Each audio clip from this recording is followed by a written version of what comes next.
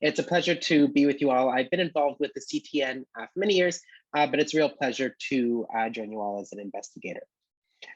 So my research program, I'm going to talk about two studies that have been making progress for some time and have next steps on the horizon, and also one new study that's just about to launch. My overall research program seeks to develop interventions that address complexities of living and aging with HIV. And we know the epidemiology nationally very well. And that's important to note since I am with the University of Regina in Saskatoon. The new HIV infections in the province of Saskatchewan have been at about double the national average for many years now. So when I look at complexities, that's multiple overlapping issues that affect a person's health and that can interrupt the cascade of care and increase a risk of mortality. And Shank has a really lovely model of complexity in healthcare that's very applicable to HIV. When I look at interventions, they are psychosocial in nature. I'm a social worker, and they are community-based, attentive to and inclusive of the population, focused and transportable. So my primary area of research is in cognitive health. This was the subject of both my master and PhD theses and is work that I'm continuing. Some really fabulous folks on the call. Dr. Sharon Walmsley was co-supervisor during my doctorate. And I also work very closely with Realize, among a number of other very close collaborators who are not here today. Francisco is one of them.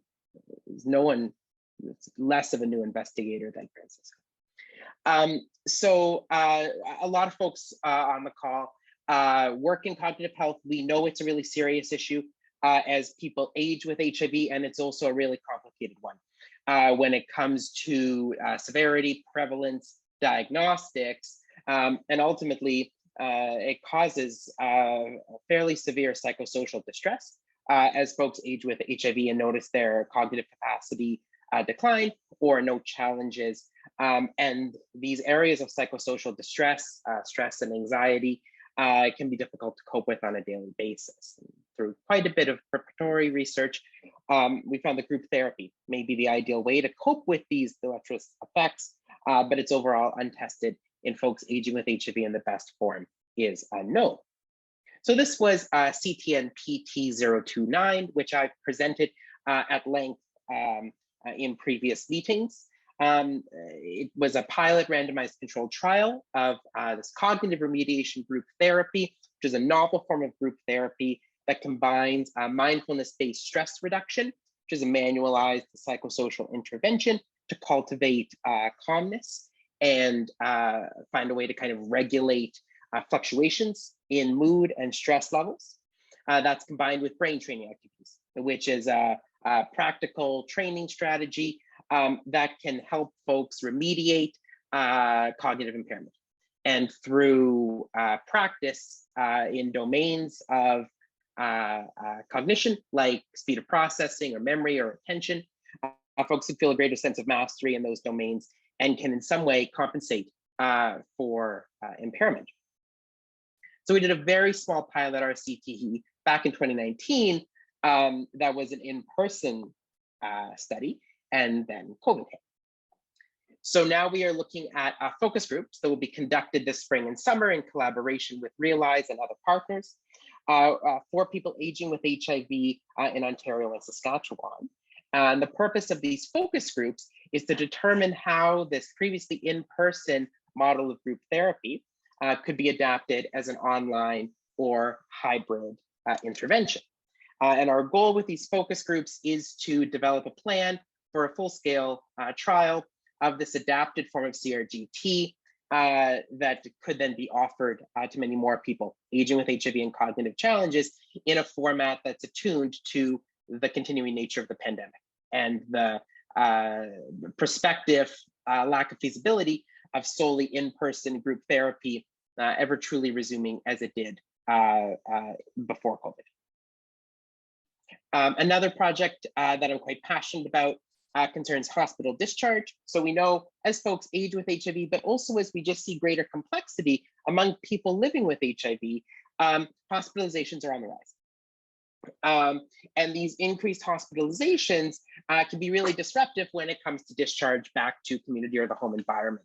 And it can result in discontinuity of care, non-adherence to medication, and other negative outcomes that are made all the more difficult due to areas of medical and psychosocial complexity. In partnership with Dr. Suchan Karason, who's now at the McMaster Collaborative for Health and Aging, and a large community-based team, we piloted peer support to ease the transition from hospital back to community at Casey House in Toronto. And this one was a little bit fresh into the pandemic in that we did it over the phone. So it's a model of peer support that did seem to make the discharge from hospital back home easier for people living with HIV, and is sort of a promising model that could be adapted to other contexts.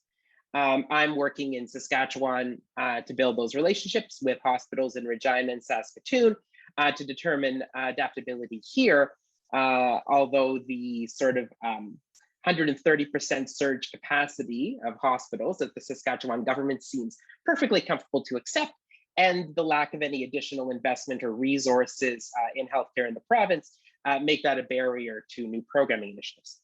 That said, peer support for hospital discharge could certainly be of interest and help to people living with HIV across the country. So it's a sort of an area for future collaboration.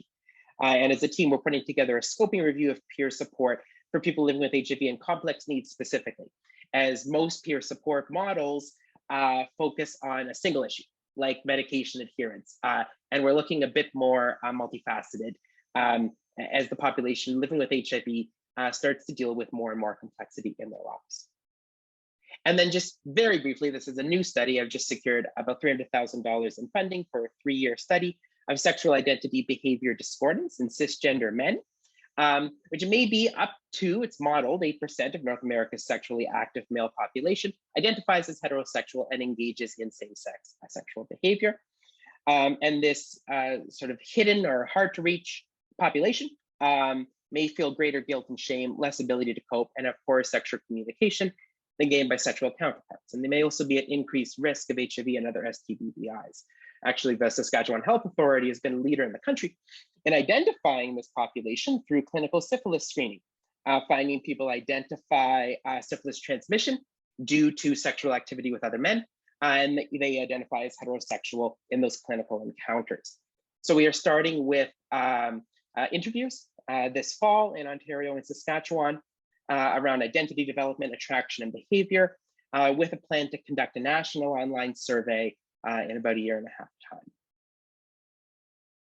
So that's just a very brief overview of my program of research, as it may be of interest to the CCM core, actively recruiting paid advisory positions and graduate students who may want to work as research assistants.